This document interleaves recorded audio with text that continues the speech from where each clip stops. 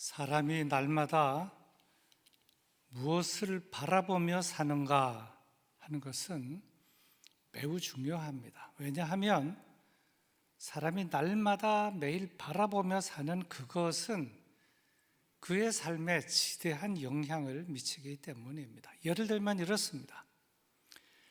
비록 하나님의 형상을 따라 창조된 인간이라 할지라도 따먹지 말라 한 그 선악과를 날마다 쳐다보며 살게 되면 유혹받게 되고 따먹게 된다는 것입니다. 또 날마다 물이 넉넉하고 푸른 풀이 가득한 소돔과 고모라를 바라보며 살게 되면 비록 소돔과 고모라가 죄가 가득한 곳임에도 불구하고 그리로 이사가게 되고 거기서 멸망당하게 되기 때문입니다. 이와 같이 인생이란 무엇을 날마다 바라보며 사는가 하는 데에 따라서 저의 삶의 결과는 달라지게 됩니다. 그렇다면 우리 모든 그리스도인들은 날마다 무엇을 바라보며 살아야 할까요? 오늘 말씀은 여기에 대한 분명한 해답을 주고 있는데 이렇게 말씀을 합니다. 믿음의 주여 온전하게 하시는 이인 예수를 바라보며 살아라. 오늘은 사순절 첫째 주일이며 교회 창립 119주년 기념 주일입니다. 이렇게 중요한 주일에 함께 나눌 말씀의 제목은 이것입니다. 예수를 바라보자. 이 바라본다는 개념에는 몇 가지가 있습니다. 아무런 생각 없이 그냥 바라보는 바라봄이 있습니다. 그런가 하면 관심을 가지고 뚫어지게 바라보는 그런 바라봄도 있습니다. 그런가 하면 믿음을 가지고 그것을 믿음의 눈으로 바라보는 그러한 바라봄도 있습니다. 말하자면 아무 생각도 관심도 없이 구경꾼의 자세로 바라보는 구경꾼 같은 바라봄, 그런 것도 있을 수 있다는 것인데 우리 그리스도인들은 예수님을 바라볼 때 그런 바라봄이 아니라 믿는 마음을 가지고 바라보는 그런 그런 바라봄의 자세를 가져야 할 것입니다. 오늘 본문 말씀입니다. 믿음의 주여 또 온전하게 하시는 이인 예수를 바라보자. 그는 그 앞에 있는 기쁨을 위하여 십자가를 참으사 부끄러움을 개의치 아니하시더니 하나님 보좌 우편에 앉으셨느니라. 이 말씀은 우리에게 세 가지를 교훈하여 주고 있습니다. 첫째는 믿음의 주이신 예수를 바라보자는 말씀입니다. 여기서 믿음의 주라고 하는 말의 원어는 아르케라고 하는 단어를 썼는데 아르케라는 단어는 시작이라고 하는 의미를 가지고 있고 또 창시자라고 하는 의미도 여기에 가지고 있습니다. 그래서 이 아르케라고 하는 단어가 쓰여진 그 의미를 살려서 이 본문을 풀어보면 예수님은 믿음의 시작이 되시는 분이시고 믿음의 창시자가 되시는 분이시다. 말하자면 예수님을 믿는 그 믿음을 가질 때에 믿음이라고 하는 것이 그때 시작이 되는 것이다. 그냥 믿습니다라고 하는 것이 아니라 예수님을 믿는 믿음을 가질 때에 믿음이 시작이 되는 것이다. 믿음의 시작이라는 것입니다. 또 예수님을 믿는 그 믿음을 가져야만 믿음의 시작이라고 할 수 있다. 이것저것 다른 거를 믿는 거는 나 차치하고 예수님을 믿는 믿음이 있을 때에 시작이라고 할 수 있다는 것입니다. 그리고 이어서 이 본문이 우리에게 말씀하여 주는 것 둘째는 온전하게 하시는 이인 예수를 바라보자라는 말씀입니다. 이 온전하게 하신다라는 말은 완성하게 한다는 의미를 가지고 있습니다. 사실 온전하게 하는 것이나 완성하게 한다는 것은 같은 말인데, 여기서 표현하기는 예수님은 우리를 온전하게 하시는 분이시라고 소개를 하고 있습니다. 사실 누구나 다 온전하게 되기를 원합니다. 영적으로 온전하게, 정신적으로 온전하게, 또 육신적으로도 온전하게. 그런데 이것이 어떻게 가능하게 되는 것인가? 예수님을 바라봄으로, 예수님에 의하여, 예수님의 그 은혜와 그 은총으로 이것이 가능하게 된다는 것입니다. 사실 우리가 처음에 예수님을 믿고 교회를 다니기 시작할 때는 모두가 다 마치 어린아이와 같습니다. 믿음이 그렇다는 것입니다. 믿음의 수준이 어린아이와 같다는 것입니다. 그러나 아이도 점점 자라 청년이 되고 어른이 되듯 믿음도 그렇게 자라나게 되는데, 이 믿음이 자라나게 되는 것, 이걸 누가 가능하게 하시는가? 믿음의 시작이신 예수님이 이 믿음의 자라남이라고 하는 것도 예수님께서 가능하게 하신다는 말씀인 것입니다. 그래서 이 본문 중에 이 부분을 세번역 성경은 이렇게 번역을 했습니다. 세번역 성경입니다. 믿음의 창시자요 완성자이신 예수를 바라봅시다. 믿음의 창시자요 완성자이신 예수를 바라봅시다. 이해가 되십니까? 또 공동번역 성경은 이렇게 번역을 했습니다. 그리고 우리의 믿음의 근원이시며 완성자이신 예수만을 바라봅시다. 결국 믿음의 시작, 믿음의 과정, 믿음의 완성, 이 모든 것은 다 예수님에게 달려있다.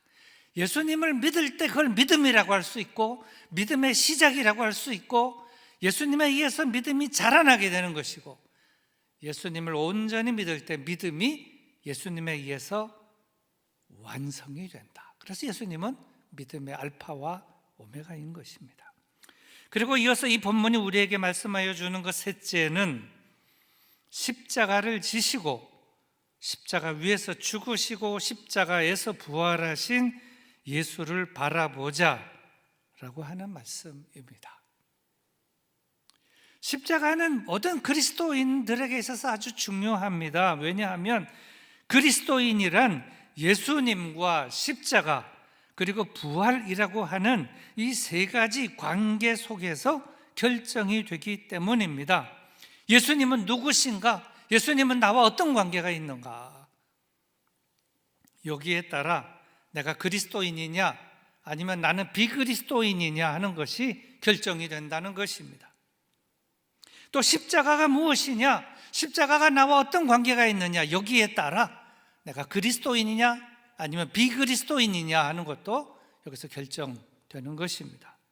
또 부활도 마찬가지입니다. 부활이 무엇이냐, 그 예수님의 부활이 나와 어떤 관계가 있느냐, 이 관계에 따라 내가 그리스도인이냐 아니면 비그리스도인이냐 하는 것도 결정이 된다는 것입니다.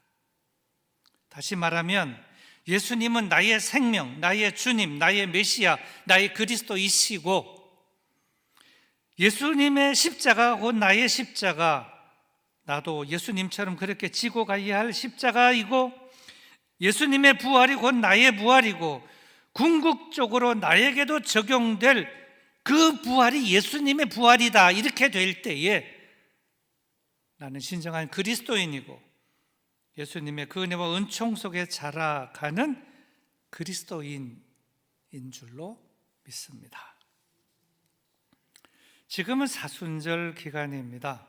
사순절의 핵심은 여러분 아시는 바대로 십자가입니다. 또 십자가의 의미는 죽음, 순교, 부활, 생명, 영생입니다. 우리는 이것을 다 압니다.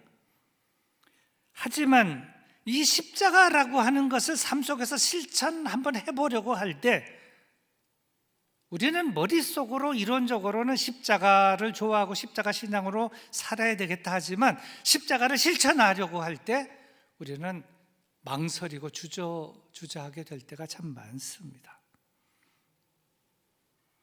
하지만 올 2022년 이 사순절 기간을 통해서는 우리의 십자가 신앙이 다시 한 번 더 확립되고 또 회복이 되고 또 예수님을 바라보며 사는 신앙도 회복되고 예수님의 부활의 신앙도 온전히 회복이 되는 여러 가지 면에서 회복이 되는 그 은혜와 은총이 여러분 가운데서 일어나게 되시기를 진심으로 축원합니다. 한 예화를 들려고 합니다. 이건 예화입니다. 한 청교도 마을에서 있었던 일이라고 합니다. 청교도 퓨리탄 마을입니다. 깨끗한 마을입니다. 술집도 없습니다. 창녀도 없습니다. 모인 사람들이 다 정결하게 사는 마을입니다. 근데 그 마을에서 이 청교도 마을의 한 처녀가 결혼을 안 했는데 애를 가진 일이 일어났습니다. 임신을 한 것입니다. 그러니 난리가 난 것입니다. 근데 이 마을에는 한 수도사가 있었는데 이 수도사는 참 존경을 받는 수도사였습니다. 일도 열심히 했습니다. 온 이 청교도 마을의 굳은 일은 이분이 이 수도사가 다 도맡아 놨고 하는 그런 수도였습니다. 근데 이 마을에 한 처녀가 결혼을 안 했는데 애를 가진 일이 일어났으니까 이제 난리가 나고 이 처녀에게 말을 합니다. 그 애기 아빠가 누구냐? 그래서 이 처녀는 그것을 솔직하게 말하지 않으면 그 청교도 마을에서 추방을 당하게 되어 있고 규칙에 의해서 또 규칙에서 돌에 맞아 죽게 되어 있었습니다. 그래서 마을에서는 그 처녀에게 정확한 진실을 알아야 될 것이 아니냐 싶어서 압박을 하기 시작합니다. 빨리 말해라. 애기 아빠가 누구냐? 빨리 불어라. 계속 압박을 하는데 이 처녀는 입을 꾹 다물고 한마디도 하지 않습니다. 그러다가 압박에 못 이겨서 이 처녀가 드디어 입을 열어서 말했습니다. 애기 아빠는 저 수도사입니다. 난리가 났습니다.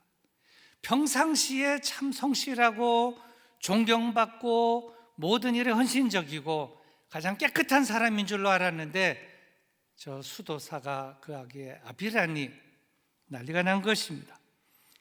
그래서 그 수도사는 즉시 잡히게 되었고 신문을 받게 되었고 그리고 매도 많이 맞고 결국 감옥에 들어가게 되었습니다.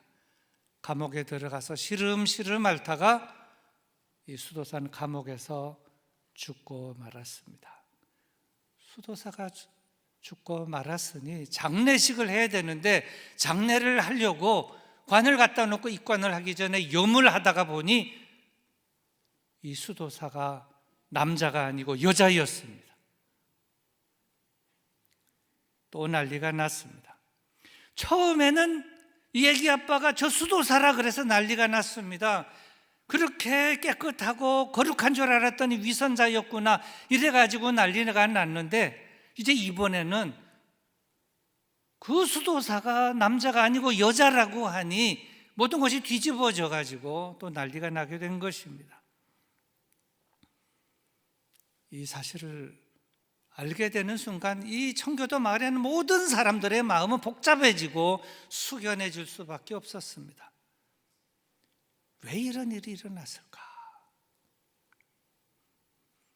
그리고 이 사실을 쭉 알아봤더니 애당초 이 수도사가 이 수도원에 들어올 때는 여자였는데 남장을 하고 이 수도원에 들어왔다는 사실을 알게 되었습니다. 그렇다면 왜 남장을 한 저 여자 수도사는 저 아기는 내 아기가 아닙니다, 나는 여자입니다 라고 하는 얘기를 왜 안 했을까? 저가 바보여서 그랬을까? 그건 아니다. 그 수도사를 생각해 보니까 그 수도사는 나는 죄가 없지만 내가 십자가 정신으로 이 사건을 내가 처리해야 되겠다. 저 처녀를 살리기 위해서는 저 처녀의 죄를 내가 짊어지고 내가 감옥에 들어가고 내가 짊어지고 가야 되겠다. 제가 아무 말 안 하고 그 처녀는 제가 죄인이지만 저 수도사입니다 할 때 아무 말 하지 않고 자신의 온몸의 죄를 뒤집어 쓰고 잡히고 끌려가고 신문받고 감옥에 들어가고 그리고 죽기까지 예수님을 따라서 예수님께서 십자가를 지고 나를 따르라 하신 그 말씀에 순종해서 그렇게 했다 하는 것입니다. 여러분, 이것이 무엇입니까? 이것이 십자가이고 십자가 정신이고 십자가를 지고 따르는 삶의 길이 아니겠는가 하는 것입니다. 이것이 십자가를 실천하는 진정한 그리스도인이라고 하는 것입니다. 자, 그렇다면 이제는 이러한 측면에서 오늘 본문을 다시 상고해 보려고 합니다. 우리가 예수님을 바라보며 살아야 하는 이유는 첫째로 예수님은 믿음의 주이시고 믿음의 시작, 믿음의 창시자, 믿음의 완성이시기 때문에 예수님을 바라보아야 한다는 것이고, 둘째로 예수님은 우리를 온전하게 하시는 분이시기 때문에 영과 정신과 우리의 육체를 온전하게 하시는 분이시기 때문에 예수님을 날마다 바라보아야 한다는 것이고, 또 예수님은 십자가를 지시고 십자가 위에서 죽으시고 그리고 십자가를 이기시고 부활하시고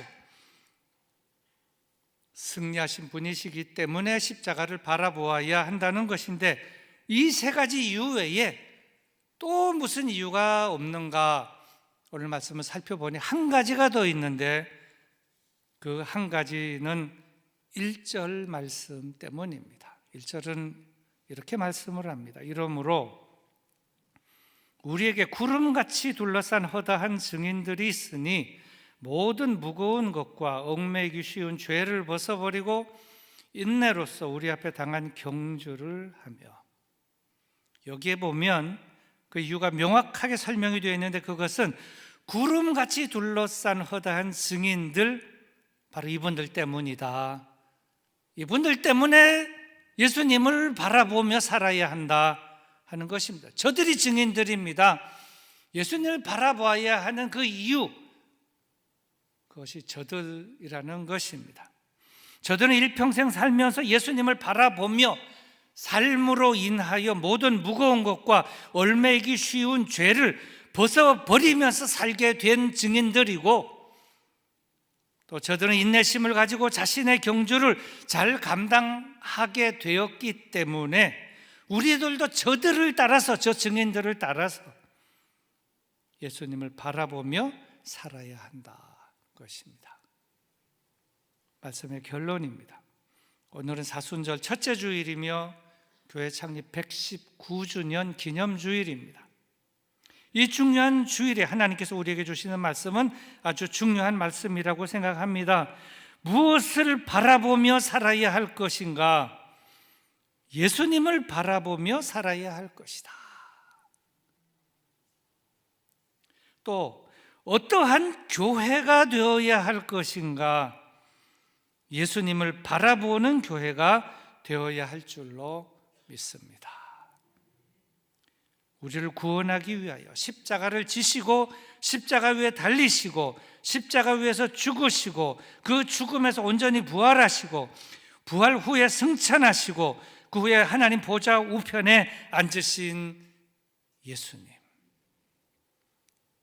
그리하여 우리를 죄와 악 가운데서 온전하게 건지신 예수님, 믿음의 시작이요 믿음의 과정이요 성장하게 하시고 성숙하게 하시고 완성하게 하시는 그 예수님 바라보며 살아야 한다는 것입니다. 그래서 바라기는 우리 영등포교회 모든 성도들은 오늘 우리에게 주신 이 말씀을 마음에 잘 간직하고 항상 예수님을 바라보며 사는, 그리하여 승리하는 삶을 살게 되는 온 교우들이 다 되시기를 주님의 이름으로 축원합니다. 이제 말씀을 생각하면서 우리 잠시 합심해서 기도하고 오늘은 몇 가지를 좀 더 함께 기도하려고 합니다. 첫째로 말씀을 듣고 깨달은 바 받은 은혜를 중심으로 기도하시기를 바랍니다. 둘째로 제20대 대통령 선거를 위해서 기도해 주시기를 바랍니다. 공정한 선거, 투명한 선거가 되게 하시며 하나님을 경외하며 하나님을 뜻을 따라 나라를 경영할 지도자가 선출되게 해 주시옵소서. 이렇게 기도해 주시기를 바랍니다. 또 우크라이나를 위해서 기도해 주시기 바랍니다. 전쟁이 조속히 종식되게 하여 주시고 인명 피해, 재산 피해가 또 확산되지 않게 하여 주옵소서. 또 코로나 상황을 위해서 기도해 주시기 바랍니다. 확산되는 이 상황을 종식시켜 주시고 수고하는 방역 당국과 의료진들을 붙들어 주시고 확진된 성도들과 가정에 치유와 회복의 은혜를 베풀어 주옵소서. 마지막으로 울진, 삼척, 강릉, 대구, 가창 지역의 산불 수습과 이재민을 위해서 기도해 주시기를 바랍니다. 산불이 조속히 진압되게 하여 주시고 산불로 인하여 목숨을 잃은 가정들을 위로하여 주시고 이재민들을 붙들어 주시고 저들을 위로하여 주시옵소서. 우리 다 같이 이러한 제목을 놓고 다 같이 기도하도록 하겠습니다. 기도합시다.